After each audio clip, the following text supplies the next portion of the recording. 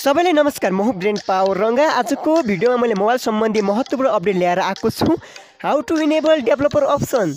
हजुरको मोबाइलमा developer option छ भने ठिकै भयो। हजुरको मोबाइलमा डेभलपर अप्सन छैन भने कसरी इनेबल गर्ने त?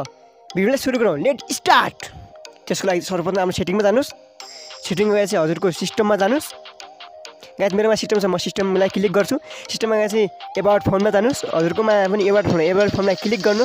त्यसपछि हजुरको भित्र देखिनेछ विभिन्न अप्सनहरू। त्यसमा चाहिँ सर्वप्रथम हजुरले हैन भर्जनमा क्लिक गर्नुस्, 7 पटक क्लिक गर्नुपर्छ। त्यसपछि हजुरको आफ्नो मोबाइलको प्याटर्न हाल्नुस्। त्यसपछि डेभलपर अप्सन इनेबल हुनेछ, यी साइडमा देखाएको छ साथीहरु।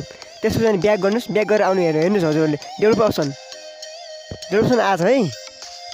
ल साथीहरु, आजको भिडियोमा यति। हजुरहरुलाई डेभलपर अप्सनले के काम गर्छ, डेभलपर भनेको के हो, त्यो सब सिक्न चाहनुहुन्छ भने कमेन्टमा नेक्स्ट लेख्नुहोस्। म छिट्टै नै यसको भाग 2 ल्याउने छु। Thank you watch for this video. यदि भिडियो मन परे हाम्रो च्यानल सब्स्क्राइब गर्नुहोस्।